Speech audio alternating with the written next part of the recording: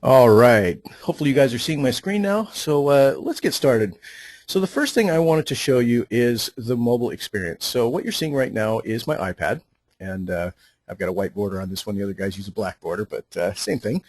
So basically what I wanted to show you is there's two ways that you can download and install the Mortgage Coach app. Now, your clients, when you actually send them a link to your presentation, can download the app by simply clicking on the link. And what that's going to do is it's going to take them straight over to the App Store through a browser, and when they click on that, it'll take them right to the spot where they need to install. But when you're using this, when you're talking to your realtor partners and such, and you just want to get it on their machine real quick so that they can view the presentation, the easiest way is to go directly to the App Store. And then all you do is you go up in the search bar on the top right, and you're going to search for Mortgage Coach.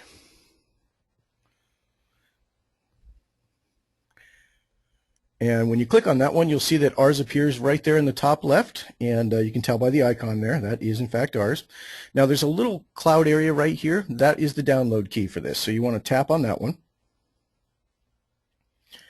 And it takes a minute to download, not too long. It kind of depends on your internet speed, whether you're connected to a Wi-Fi or if you're connected to like a 3G or 4G signal.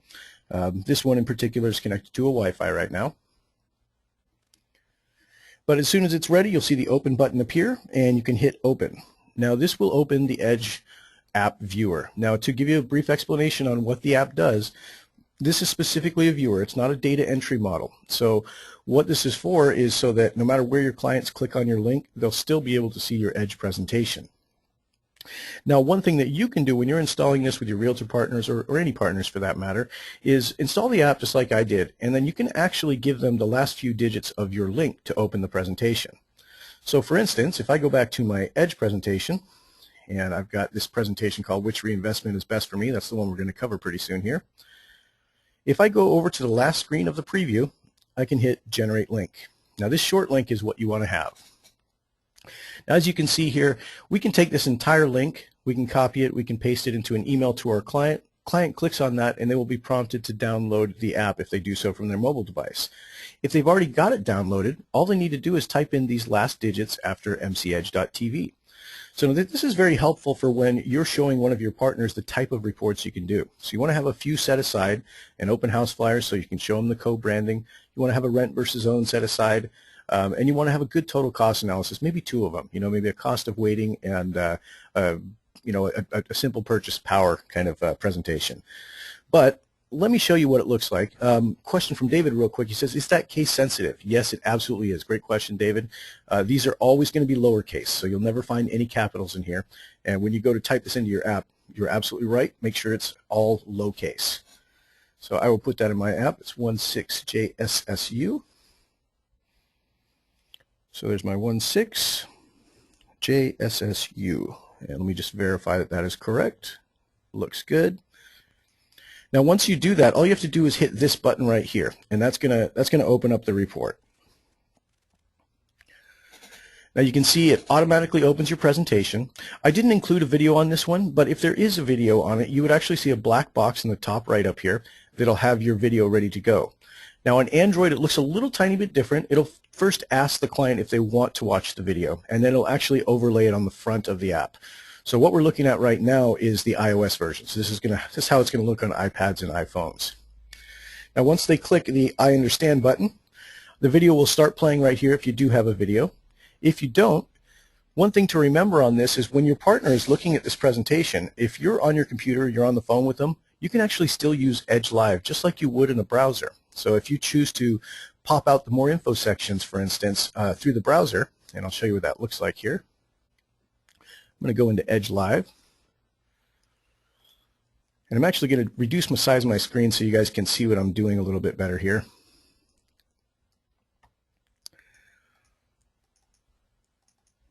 Okay, so this is Edge Live. This is the one that allows you to highlight and pop things out. So for instance, if you go into the more info section here, you'll notice that it pops out your reinvestment area, your payment breakdown, wherever you're at. And you can see that the iPad app automatically goes to where you directed from your browser. So if you were to go to closing costs, it's going to switch over to closing costs. So you can see that that automatically happened. I'm not having to do anything on the iPad. So you can actually drive this experience from your browser. But if you're in front of the client, you actually want to do it directly on their device. And to do that, one thing you should be aware of is there's a couple of different functionalities inside the app that are specific to iOS. Now, one of them is the pinch and zoom. So if I tap on summary right now, this is going to take me back to that same summary section. But you'll notice that I can actually scroll this a little bit and I can move it around. So if there's more information than what's showing on the screen, all you have to do is use your finger to move it around. Now, you can also zoom by just basically taking 3 fingers and spreading them out in the middle of the keyboard, in the middle of the iPad, and what it'll do is it'll zoom in where you're at, and you can then move it around if you need to. Now, once you're done with that part, you're going to go through things like the payment breakdown, and usually what you want to do is first in the browser when you create this presentation, you want to highlight the elements that you'd like highlighted. That way they're already highlighted when you go to open this one. Then you can go through the closing costs and you can see what our totals are for each one of these. And then, of course, the reinvestment matrix. Now, in this particular case, this was a refi against a current mortgage, and I'm showing them 2 different things. I'm showing how they can reinvest back into their current mortgage and how they can reinvest into a mutual fund. Now, I'll show you the data entry on this in just a moment, but I wanted you to be aware of how this looks on the mobile app. So let's go back. Now, to go back, all I did was swipe right, and that took me straight back to the home screen. And now I can click on the monthly payments graph, and you can see this is just the same graph you see in the upper right-hand corner of your Edge presentations. Now you'll notice there's a More Info button at the top right of this guy. Now in order to get to that, there's 2 ways. You can click on it with your finger, just tap it, and it'll take you over there. You can also swipe to get to it. So in this case, if I was to swipe right to left, it's going to move that screen over, and I'll be able to see the monthly summary information. Now you'll notice that at the very bottom of this, it does show the property appreciation rates. It does show the tax bracket. So just be aware that this is going to be there. And then I'm going to hit the back button up at the top left here because I want to get back to the main screen. You can also swipe left to right and it would do the exact same thing. Now short-term savings, same thing you see in the lower left quadrant of your report presentations. And you can see in this case we're showing an interest in MI savings of about $11,000. And this is after they've already recouped their closing costs on this particular one. On the mutual fund one, we're showing a little bit less savings and interest in MI, but that's just because we're reinvesting that savings into an external account instead of straight back into the mortgage. We can again click the More Info up at the top right or swipe right to left, and it'll take us to the detail that's behind that screen. Now, you should definitely be aware of how this is calculated.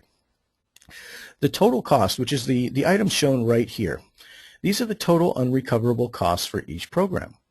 Now, the way we get this figure is we take the total interest in MI that they're paying. We subtract the tax benefit from it, and then we add any closing costs. That's how we get to this figure for total cost. We do that for each one of these programs. So you can see we've got $46,000 in interest in MI paid, minus the 18 grand tax benefit. Now the reason the tax benefit is lower on this one than it is on the current mortgage is because we've got a lower rate, so there's less interest that we can write off. Now we do have closing costs here. Now this is all closing costs except for the prepaid escrows. Just so you know, those are not factored into this number because those are not considered a cost of doing the loan. Now if we take the interest in MI, subtract the tax, and then add the closing costs, we come up with this $31,000 figure. We compare these 3 figures against each other, and one of them is always going to have a net savings of 0.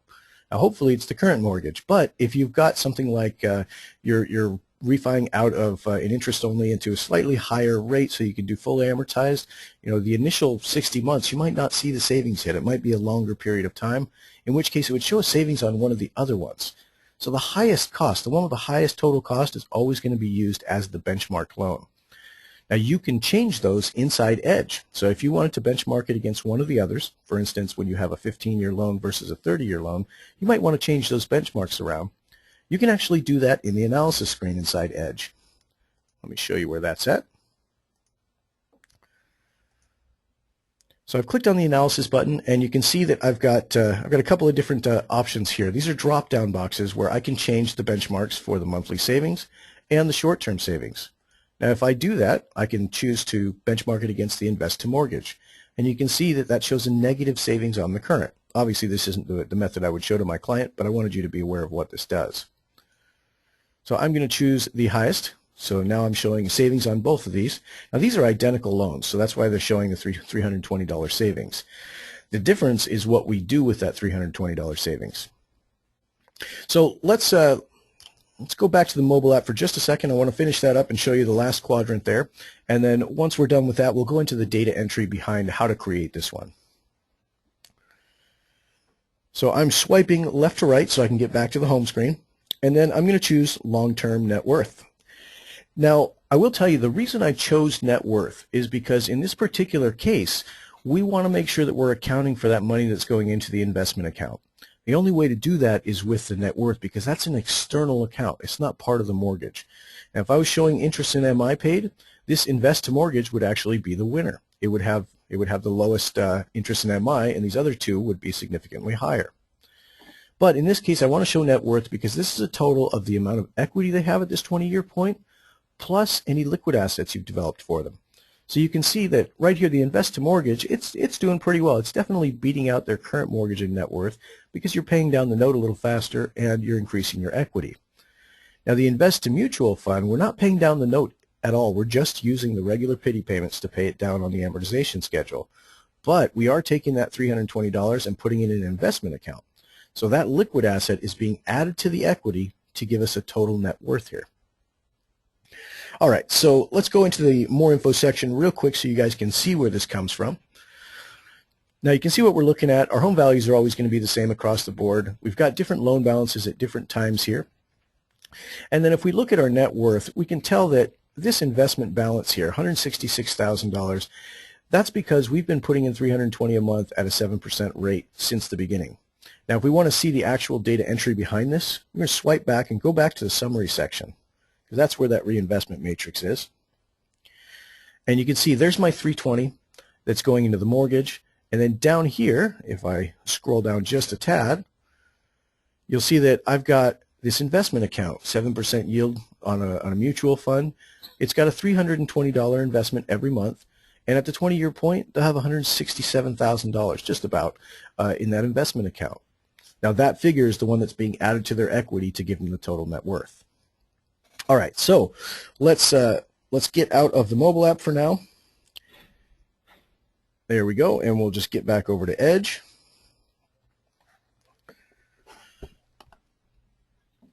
All right, just had to put my iPad away there.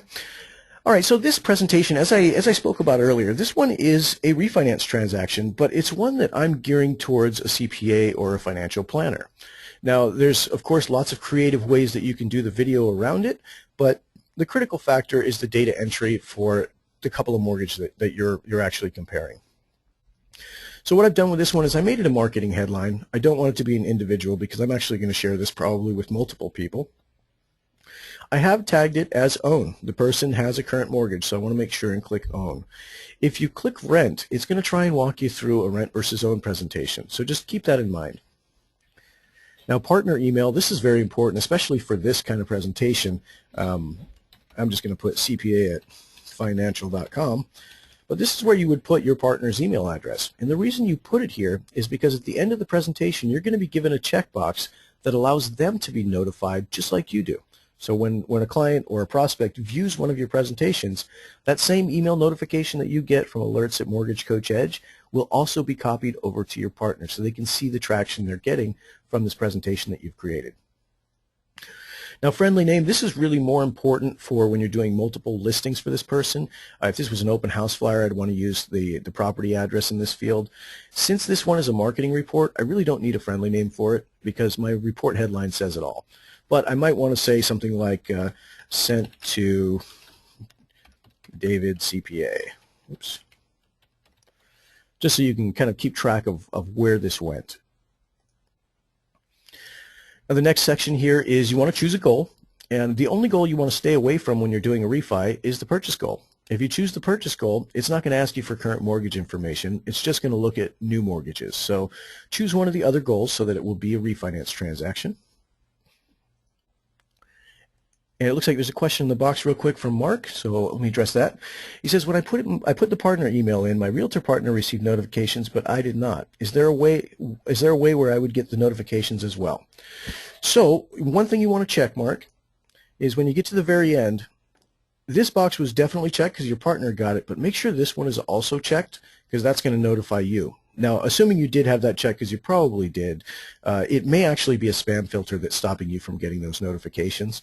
So what you probably need to do is, if you do have control over your own spam filter, you want to add an exclusion for the address alerts@mortgagecoachedge.com. And if you don't govern your own spam filters, send it to your IT department, tell them to put that address on the allowed list, and you should start receiving those notifications. All right, so let's get back over to the goals. Now, I've chosen to lower my interest rate goals. Now, they've also got a goal of supporting their retirement, so I might want to make a note of that as well, especially since I'm going to recommend this reinvestment into a mutual fund. And the next step is to start inputting information about the current mortgage. Now, you can see I've got a current property value here. That is very important, but equally as important, especially when you're dealing with mortgage insurance, is the original appraised value. If you happen to know what the value was when they first took out this loan, that's what the LTV cutoff is going to be based on for their mortgage insurance. So make sure and put that in if you do happen to know it. If you don't worry about it. You can kind of guess at it that it's going to be a little bit lower than what their current property value is, just based on the appreciation of the last couple of years. Now, the next step is to start entering your specific loan information for that current mortgage. So I've given it a start date. I've told it when it's coming out. And then the original loan amount, $250,000, they took that out at a 5% rate on a 30-year term.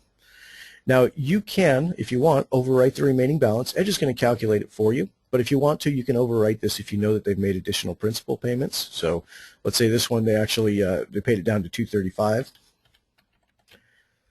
I would put my $235,000 in there, and then we're good to go. Now, the P&I payment is based on the original loan amount, the rate, and the term. So changing the remaining balance will not change your payment. Now, the only case where that's not true is when you're doing an interest-only loan or an ARM that's already adjusted. But in those cases, you're going to, especially an ARM that's already adjusted, those are a little difficult because you've got to try and figure out what it recast at to get the right payment. Now, the next step here, and let me go back one. Sorry about that. All right, good. Next step here is just the monthly fees. So I've entered the hazard insurance, I've entered the property taxes, and I've got mortgage insurance on this one. And this is a conventional loan, so the only cutoffs I need for this is the 78%. We want to make sure that that MI drops at 78%. For conventional loans, it does not recalculate the MI payment every year based on the balance, so we don't want to check that box. That's only for the government loans. And then the cutoff month, we don't need to indicate that. Edge is going to figure that out for us. That field would only be used for government loans as well. So for instance, if you had an FHA loan that needs to go for the entire term of the loan, you would put 360 right here. Mark's question, what would we use auto update balance for? So what that's for, Mark, is if they haven't made any additional principal payments and you let Edge calculate the payment for you, when you check this box, if you were to come back to this presentation 2 months down the line, this remaining balance would reflect that additional 2 months of payments. So it's just going to keep updating it. If you don't close it right away and you have to revisit this loan down the line, you'll know that you have the correct remaining balance when you come back. Now, if you have overwritten this, you would definitely not want to check this box because they've made additional payments that this box won't know about. And Mark, thanks for the follow-up on the alerts there. Definitely, let's test that together. I'll do a little bit of testing this afternoon on my end and just make sure that both those alerts are coming out in the manner they're supposed to. But try a sample presentation. Use your email address as the partner email and see if you get 2 alerts, because you should get 2 alerts at that point. All right, so I have finished my current mortgage. That is ready to roll. Now, the only thing I'm going to put in the affordability section here is a tax bracket. And the reason I'm going to put a tax bracket is because I want to see the tax benefit on this particular report, especially if I'm talking to a CPA. Now, tax bracket, obviously we don't have a specific case in mind, so you want to pick one that's kind of general for your area. 25 or 28 tends to be pretty good, but of course, check your area. You guys know it better than I do. And use a tax bracket that seems to be kind of the middle ground. Now, the minimums and maximums, you can actually bypass this one. This is a marketing presentation, so none of this comes into play. You're not actually asking a client for this information. And we can jump straight over to the refinances. Now, one thing that's really cool about the refinances is if you want to get your payoff correct, all you have to do is toggle the refi switch to yes. It automatically pulls in what your payoff amount was, that current balance on the current mortgage, it pulls it in as your new base loan amount. So just toggling refi equals yes will do that for you.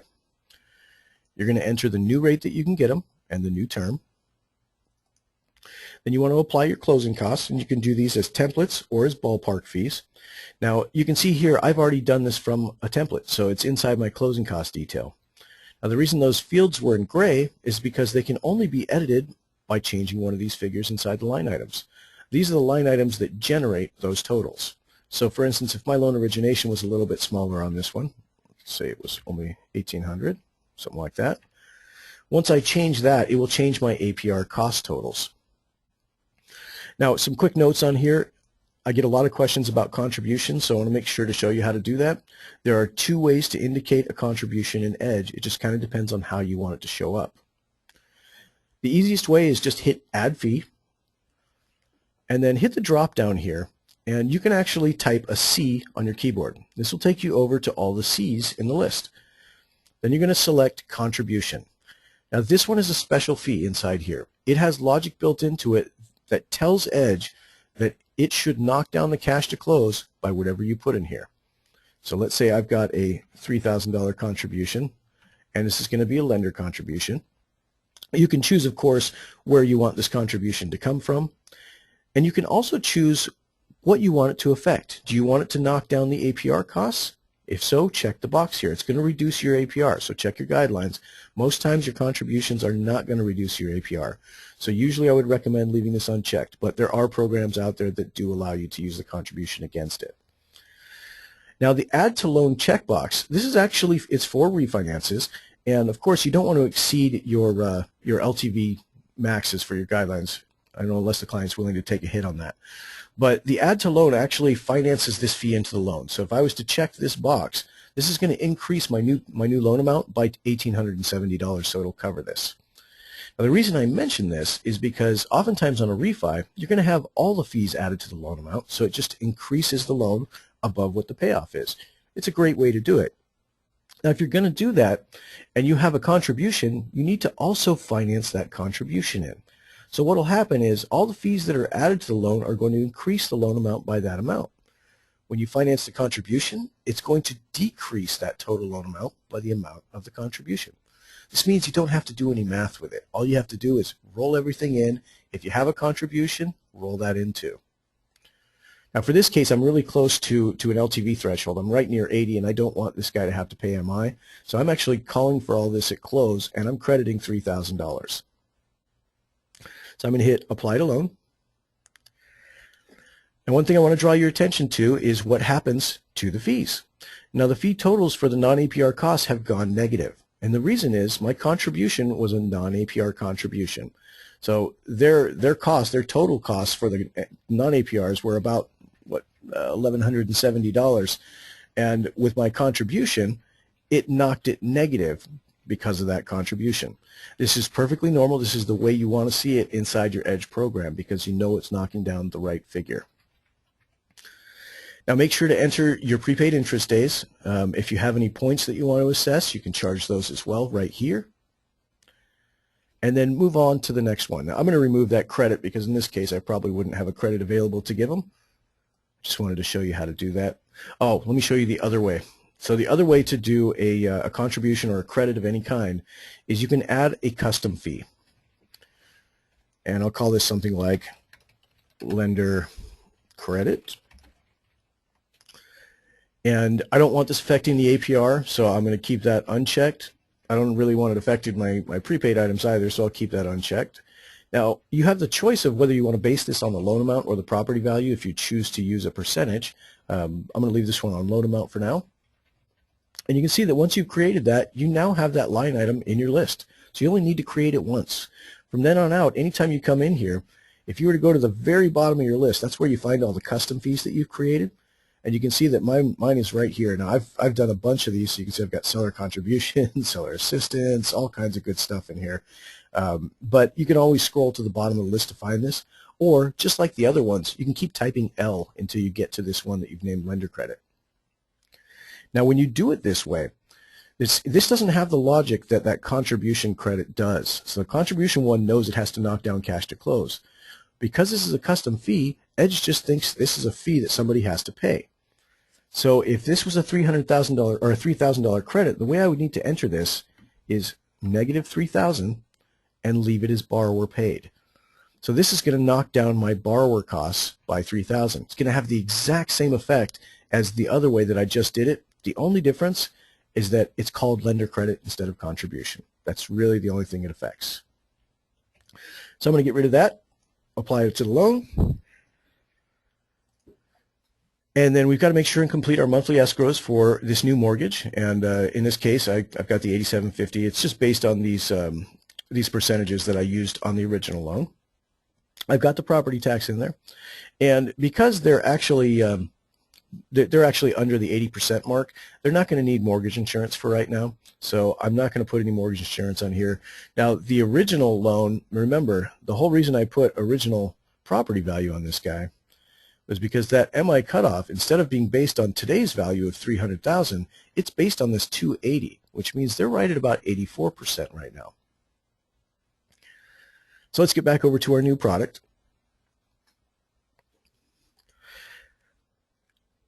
Now that first product, I just called it Invest to Mortgage. And what I'm going to do is I'm going to put a principal reduction payment for the amount of the savings between the current mortgage and the new mortgage here. Now the second product I'm going to do is Invest to Mutual Fund. And instead of doing all the legwork twice, I'm going to use the copy button. And I will copy from the Invest to Mortgage one. Hit OK. It pops over everything exactly the way it was on the other one. So as I go through, you can see my closing costs are all the same. And my monthly escrows are all the same. Of course, no mortgage insurance because we're under the 80% mark. And you know you've done this right when you see the pity payments are equal right here. Now, I'm not going to add any more products because I just want to compare these two options against their current mortgage. So my next step here is the reinvestment. I can see that I'm saving them $335 on this new mortgage. I'm going to show them two options on what they can do with this investment. To do that, I'm going to go into the Adjust Reinvestment Strategy. Now this pulls up the grid that allows you to specify principal reduction payments, payments back to their current savings account, or payments to a new investment vehicle. Now in this case, Invest to Mortgage, I'm going to put that $320 straight back, and it's actually $335 now because I changed my loan parameters a little bit, but I'm going to put that straight back into the mortgage every month. And what that means is that my new payoff is going to be 19.33 years. This is, of course, going to free up my client a lot sooner than they would have been in their current mortgage. Also, they've still got 43 months of MI left on their current mortgage. They're not going to have to deal with this on the new one. Now, if you wanted to get ultra fine-tuned detail, you can actually find out. You know that MI cuts off at 43, so you can customize this. It's going to be $335 savings right now, but at month 43, that savings is going to go down because that MI has dropped off of this guy.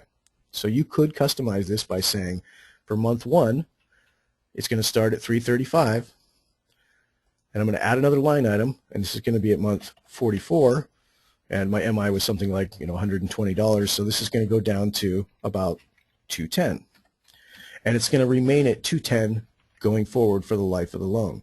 So this is how you account for that MI drop-off. You don't need to put all the line items in between. Edge knows that when you put a payment in here, it's going to continue until you change the month. So if you wanted to, for instance, do a lump sum payment somewhere in the mortgage, let's say they were coming into an annuity or something, and that's 10 years in, at month 120, you could put that lump sum and then add another line item, but make it the next month and make it go back to that 210.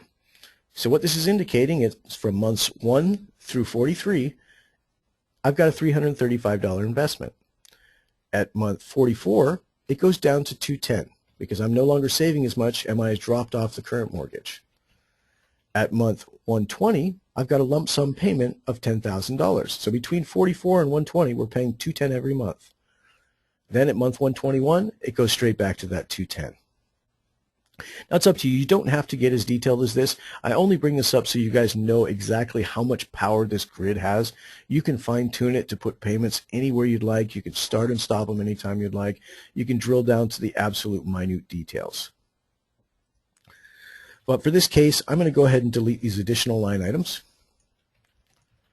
So I've got a $335 payment going forward. That's going to result in a 19.33 freedom point.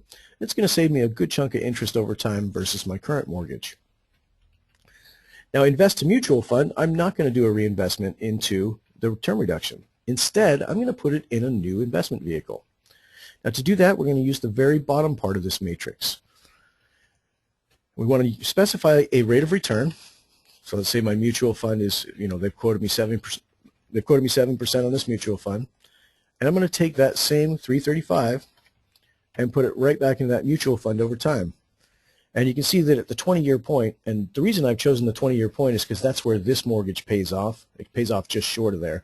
So I wanted to make sure and get a good look at where the end result is going to be for this guy. Now you can see that 20-year point, I've got about $175,000 in that investment account. Now, if you want to, there's also a box down here. Now, this box, pay off first with accumulation, what this does is this tells Edge that as soon as you have enough in that investment account, it can go ahead and pay off the remaining balance of the mortgage. Now, you can see at 20 years, the remaining balance is $112,800. They have enough to pay this off. So what will happen if I check this box is it'll pay off the mortgage. And you can see my payoff point is now 17.33 years. And then whatever's left over continued to accumulate in there. We've still got that $335 payment going in. If you want, you can customize it so that at this point in time, your payment back to that investment account is the full pity payment because they're not responsible for it anymore. But for the sake of being kind of easy on this one, I think that I'd probably leave this unchecked just so they can see what that mutual fund would do as a liquid asset. Because the conversation I want to have with this client is, do you want to pay off your mortgage early, or do you want to have a giant liquid asset over that period of time? Now, once I'm done with this reinvestment matrix, I'm just going to hit OK. Now, remember, your save buttons are always the right and left arrows inside Edge. So I'm going to trigger a save real quick and come back and take a look. Now, not too much difference in the 5-year area in terms of how much interest and MI they're paying. Obviously, there's no MI on either one of these loans, so it's just interest that they're paying. Now, they're paying a little bit less interest on this invest to mortgage because they're incrementally knocking down that principal. On the invest to mutual fund, they're just going straight along the amortization. So they're actually still saving $8,500 in interest versus that current mortgage. Now, when we look at the long term, we can really see the effect of where that reinvestment comes into play.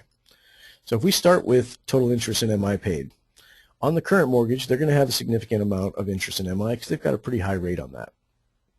Now, when we show the investment to mortgage, because they're knocking down that principal over time, at the 20-year point, they have this paid off, which means going forward from today, they're only going to pay $110,000 in interest versus the $180,000 they would have paid on their current mortgage to get it paid off in about the same amount of time. Now, the investment to the mutual fund, this one is going to pay less interest than their current mortgage because we're giving them a lower rate, but we're not knocking down the principal at all, so this is just the standard amortization. We are taking that extra money and putting it into their liquid assets. So I might start the conversation by showing my borrower total interest in MI paid. Or I might even start it with net worth and then transition the other way. It kind of depends on how you want to have that conversation. But you got to make sure to show them the net worth, because the net worth is really where it's at here. At the 20-year point, the net worth on the current mortgage is basically just how much equity they have in the property. The one where they've reinvested straight back into the mortgage, same thing. It's how much equity they have in the property. In this case, they've paid it off, so it's full equity, free and clear. Now, in this guy, they haven't yet paid off the property, but they've got a huge liquid asset on hand. So this is great for future planning, retirement planning, divorce planning for that matter. There's a lot of different types of plans that you can generate with your CPA and financial planner that makes this net worth seem a lot more feasible for your client. Maybe they're looking at moving in 10 years. Maybe they want to move up to a bigger house at that point. What better way to develop a nest egg for them to do it? Show them two options. We can pay off your mortgage earlier so you're not responsible for that debt, or we can start putting that extra savings back into an account and let that grow for you. The last step here is I don't need to enter anything on this page, actually. I can collect this information if I want, but this isn't for a specific borrower, so I'm going to leave this completely blank. Now I need to make sure and choose the total cost on this one, and then check the boxes for the mortgages that I want to include on the presentation. Now, this one in particular, I need to show both of these options, but if you were working with a specific client on this and you were showing them their options and they told you, you know what, I don't even want to bother with mutual funds, I'm kind of scared of them right now, let's just look at the Invest Mortgage. All you'd have to do is come back to this screen, uncheck this box, and hit the right arrow, and the live presentation will remove that product from the report. It'll still be here inside Edge, so if you wanted to show it again, you can always come back and check it again. Now, I would always advise that you include payment notes on every single presentation you do. This is very important so that you don't get caught in a compliance loop. Make sure to tell them whether you're including the taxes, insurance. You might even want to indicate whether they're estimates or not, especially on a purchase. But make sure and disclaim yourself on that one. If you're only showing P&I payments, that's perfectly fine. Just make sure and let them know that taxes and insurance are not included in these. Now, at this point, we're given a couple of options on going through those different quadrants again. These are the same things that we were looking at when we were in the analysis screen. The difference here is we've got an area where we can input some extra text. So if you wanted to put some notes about what these are, you can put some extra color in here. Now, some of you may have noticed that you can actually use HTML tagging in here if you want to. For instance, in this case, I've changed this one to be red text by using a font color call. But, you know, certainly not necessary, but cool bell and whistle that you could put in there if you're familiar with HTML. Now we get to the short-term area. Again, same thing we were looking at in the analysis screen, but this is one where I would definitely want to add some additional color. I'd want to tell them what this is, because this is not just the monthly savings multiplied by 60. This is the total unrecoverable cost for each one of these programs. So I would probably add an extra line here saying that this is comparing the total interest and MI paid between each of these programs so that you can see the costs that are unrecoverable, something like that. Last step, net worth again. I might put a little extra in here to let them know that your net worth is a combination of your total equity at this 20-year point plus any liquid assets. And you might even want to put a little extra verbiage about this guy, you know, because he's obviously the best choice here for the net worth, but you might want to say something about the liquidity that this one offers versus the shorter freedom point that this one offers. The last step, as we said before, make sure to check the box to notify you when the report is viewed. Check to send the Edge View alert to the partner because you want to make sure they get notified on it as well. If you have click-to-call credits, you can enable the call button here, and especially on a marketing report, this is pretty helpful because it puts that little green button on your presentation that allows the borrower to simply click on it and it'll contact you immediately. Basically connects your two phones through the internet. It's kind of cool. Now that is a paid service, just so you know. You're all given 3 credits to begin with for free. And then after that, if you find that this is grayed out, it just means you ran out of credits. You can go back and purchase more credits if you'd like to by going to your settings area, and there's a click-to-call tab in there. But you certainly don't have to, and you will not be charged for anything you do not purchase. So you won't be able to use the button if you don't have credits, basically. So of course, at this point, I'm going to generate a link, and I'm going to work on a video for this one because I want to make sure that everybody understands what I'm talking about. Now, this is the link that I'm going to send to my prospective partner and a borrower if I was aiming this at a borrower. So I would need to right-click on it and copy it. Now, at that point, I can paste it into an email and, you know, put some color around what I'm trying to show them. You know, make sure you've got a good close at the end, a call to action, a good intro about your partner. But you can use the video for a lot of that too. So I would say that the video is probably more important than the email. The email is going to attract their attention, and of course you want to make sure that they click your link, so that's the most important part. But after that, you know, your explanation can really come from the video. And as this link gets passed around or shared, you know, on social media, it's your advice is going to follow it. So that's pretty critical. So that said, I would always recommend add audio video. Very, very important. William's question, can you send a sample email? You know, I don't have one right now, William, but I think our success team does have a couple of samples that they've shared with us in the past. If you would, William, send a note over to support@mortgagecoach.com and we'll see if we can get you a couple of those samples together. It goes for all of you if you guys would like to see samples. They're not specific to this presentation, but they're just very basic sample total cost letters from people that have been on our coaching calls, like Scott Cummings. He has a couple of really good letters that he sends out. Tim Whalen sends out a really good letter, so there's a few of them in there that we could probably share with you. All right, so let's get to the video. So for those of you who have never seen the video tool, don't be scared. It's really, it's not a hairy animal here. And matter of fact, let me get this detail screen closed out. One thing you might have noticed is that when I clicked on this add audio video, it automatically popped up this detail screen because the last time I viewed this presentation in preview mode, I was on this screen. And we can see that by going back here. That's the screen I had open when I was showing you guys how it looks on the iPad. So I'm going to close out of that preview so I don't have two of them open. And when you're ready to do the video, you've hit Add Audio Video. You'll notice that it's the exact same thing as when you hit Preview or when you hit Edge Live. The only real difference is the buttons you have at the bottom. You now have a Record Message button at the bottom left. When you do Edge Live or just a preview, you'll still have this button, Clear All, because you can still highlight, but you won't have a Record Message button. So you got to make sure you hit that Add Audio Video. Now at this point, I'm probably going to go through the report and I'm going to highlight the figures that I want my client to really see. So I'm probably going to highlight in my More Info sections that term reduction area. So I'll go into my reinvestment strategy, make sure my reduction payment is highlighted, make sure that on the investment I've got my rate of return highlighted all the way down to the full investment. And then I'm probably going to highlight the net worth on this long-term chart. And I'm going to highlight the net savings on the short term. And because I want my borrower to know, yeah, you can save an extra $2,000 by reinvesting that money straight back into the mortgage every month. But we've also got the idea of liquidity here. You know, we can get you an extra $60,000 over the 20-year span by simply taking that same amount of money and putting it into my new mutual fund that my partner's offering. Now, before you record your video, I would always recommend go through all the tabs, go through all the more info so you can see what's being shown. You don't want to be blindsided because if you've made a data entry error like entering 36 months instead of 360 months, you're going to have these ridiculously high payments, and you certainly don't want your client seeing something like that. So I would always recommend check out the more infos, check out your payment breakdown. That's pretty important. You know, maybe if you've entered your taxes and insurance as annual amounts instead of monthly amounts. If so, you're going to have an incredibly high pity payment. So just make sure that these guys all look good and they're what you expect to see. Now you can also even highlight these graphs here. So if I want to highlight this investment account, and certainly when you're talking to your clients or when you're doing your video, you can mention this, that when they hover over these bars, it'll show them exactly what the breakdown is of that total payment. And we know we've done this right because our total payments are the same across the board. They're all, you know, $18.91 around there.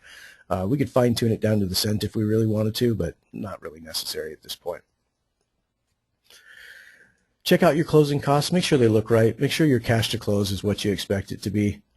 If it's not, eyeball your fee detail. Find out where you went wrong because you might have double dinged them for something. A lot of the times, and this is something to watch out for, I see people putting in upfront MIP as a line item here. It's not necessary. You're already accounting for the upfront MIP. When you check that FHA box, it gives you an upfront MIP section in there. So you don't need to enter it twice. So I see that very often. Don't use these line items for upfront MIP for the guarantee fee or funding fee. And then, of course, if you guys ever run into a problem where you're looking at this and you're like, I cannot figure out where this cash to close is coming from and what's going on, that's what we're here for in support.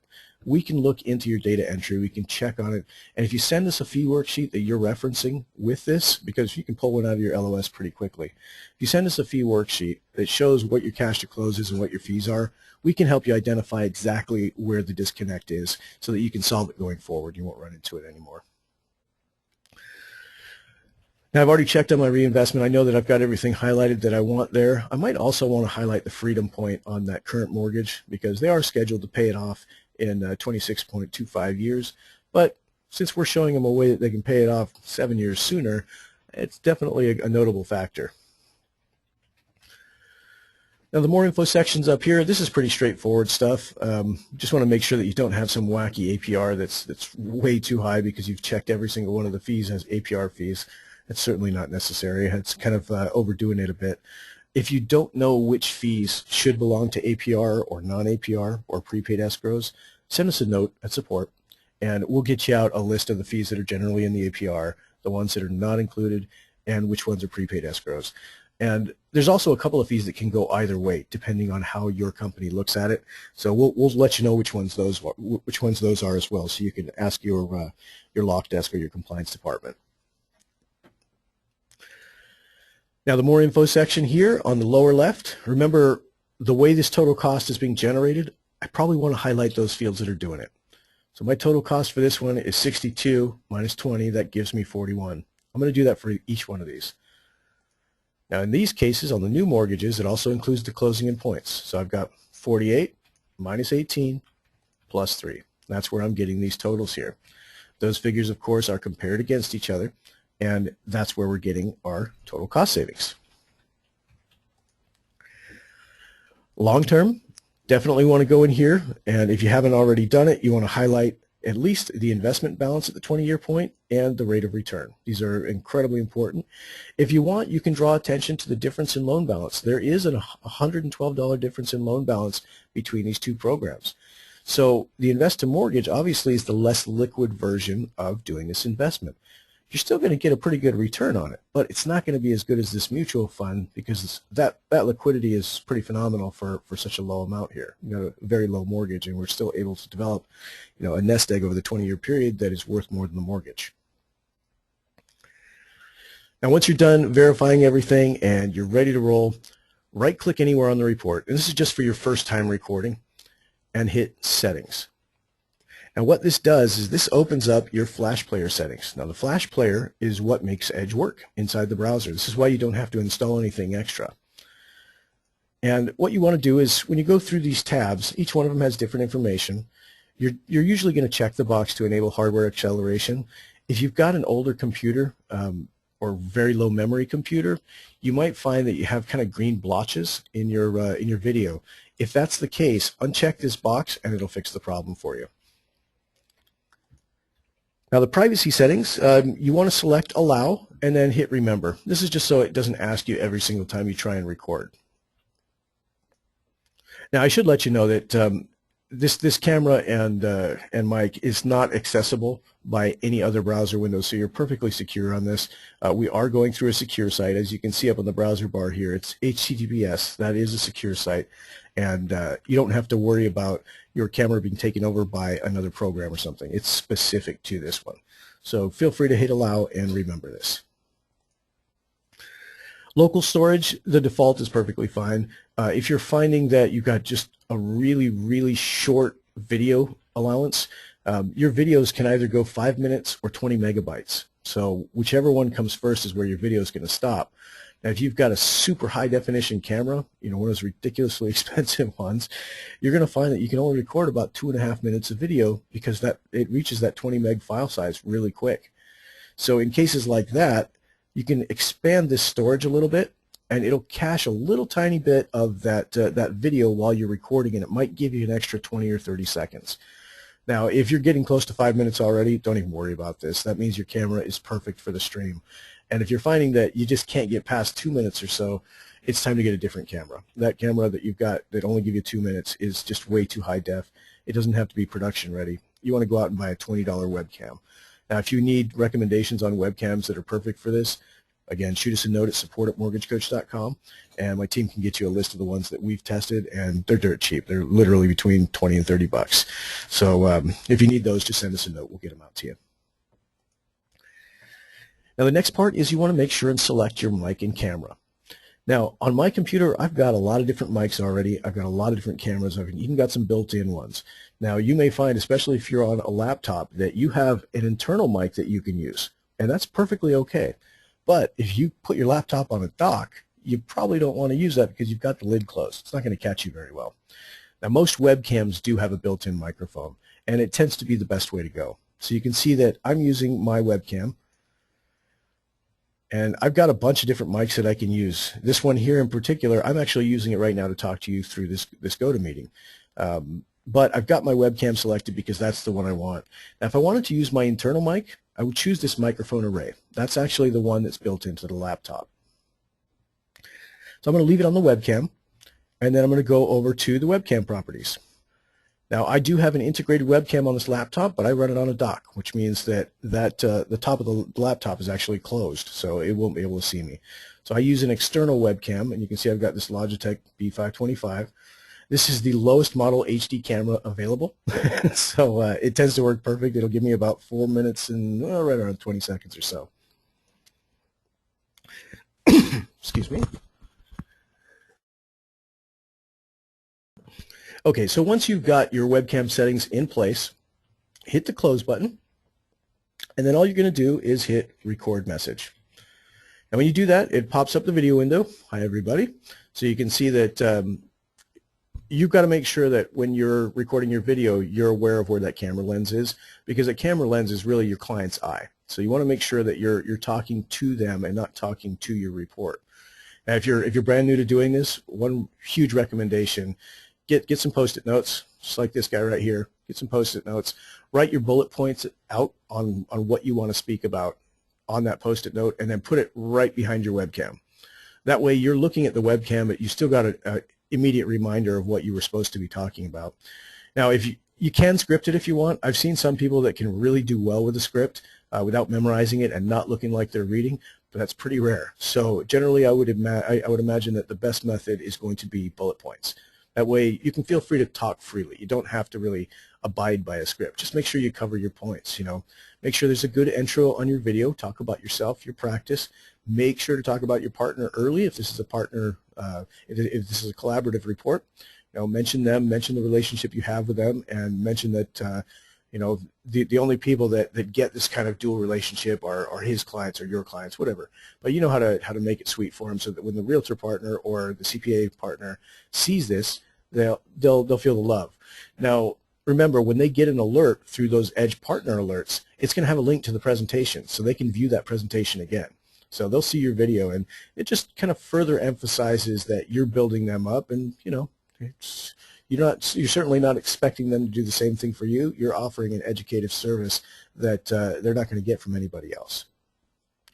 Now, the next step here is, after you've done your intro, you've cross-sold the realtor on it, or you've cross-sold the CPA, go very brief into what you're discussing. Don't go too much. What I would tell them is basics on how to navigate the report more than what you're trying to show them. So talk about the options you're showing. I'm showing a current mortgage versus two different reinvestment options. The one called Invest to Mortgage is where you take the extra monthly savings and you put it straight back into your mortgage every month. You can see that it's going to give you a much earlier payoff, and it's going to save you a significant amount of interest over time. Now, the third option on the screen, I'm showing you how to take that same amount of money and reinvest it into a mutual fund using Joe CPA and his plan. Now, you'll see that if you look in the long-term section on the lower right quadrant of these graphs, your net worth is significantly higher. I would encourage you to hit the More Info buttons on each one of these quadrants so you can see all the details behind them. Then after that, that's it. Don't talk about the products anymore. You don't need more than that. What you do need after that is, once again, cross-sell that realtor partner, hammer it in there, and then call to action. If you don't have a call to action, if you ask them an if question at the end, they can say no. You don't want them to say no. Give them a positive call to action, an affirmation, something like, Mr. Borrower, or actually, since this is a case study, you won't even have a borrower name. It's, call me now so I can give you this type of education on your specific loan scenario and make sure that you've got either the liquidity you want or the early payoff you want. Bam, end it. That's it. Don't say any more than that. You don't have to put any more extra niceties on the side. I mean, it's just cut and dry. Call to action, end it. Otherwise, there's a question at the end. You don't need that. All right, so when you're ready to record, all you're going to do is hit the record button. Now, I will tell you that we actually have a ticket in place right now, and it's in our development environment. This is a suggestion of one of our clients, that this record button is going to be also a stop button. So people were having a hard time because they'd have to look around on the screen to try and find that stop button after they're done recording, which means every video ends with this. And you don't want that, obviously. So what we're going to do, and this will come out in the next week or so, I would say, is this record button is also going to be your stop button. So once you click on it, you can leave your mouse where it is. When you're done recording, you just click again. So this is going to help. You don't have to look around the screen and try and navigate and figure out where you are. Now, once you're done recording, right now, you're going to hit the stop button. And then as soon as you hit stop, that's already part of your presentation. So now that short link that we copied earlier, it has this video attached. I don't have to do anything. It's already saved. Now, if you ever need to overwrite the video or erase it, you're going to do the same process. So from Edge, you're going to come back to this very screen in this client. You can come back weeks later, and it's perfectly helpful. Now, at that point, all you're going to do is hit that Add Audio Video, and when you get back in there, if you want to delete or re-record, you hit that record message again, and you see the buttons here. Whoops, dragging all over the place. There we go. There's a trash can button here that you can use to delete the message if it's recorded. I didn't record anything, otherwise this would be lit up. Or if you hit record, it's going to record over the top of the one you have. Now, I will tell you one word of caution here. When you record a video, it's immediate on the browser version. It does take about 20 to 30 minutes for it to get to the mobile versions. The reason is iOS cannot support Flash Video. This is Flash Video, what we're working with. So what that means is that as soon as you record a video, it goes out to our server, and we've got a job that looks for new videos every so often, and once it finds them, it starts converting them, and it's going to convert them to a format that iOS and Android can view.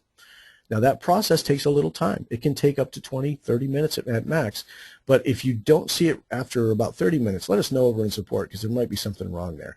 But just to let you guys know, because I don't want you to have the expectation of as soon as you finish recording, you can open it in the app and you're going to be able to see the video. It's just not going to happen. It's still got to convert. So again, same thing. If you re-record, it's going to take a few minutes to update on the app as well, because now it's looking for that new video. It will find it, and then it'll convert it, and it'll overwrite the one that's already in the app. All right. So let's see what kind of questions we have in here. I see there's a couple. Candace's question, are there any examples of a video presentation so we can see an actual one? Yes, absolutely. So the easiest way to get there is just go to the Mortgage Coach page. This is just mortgagecoach.com.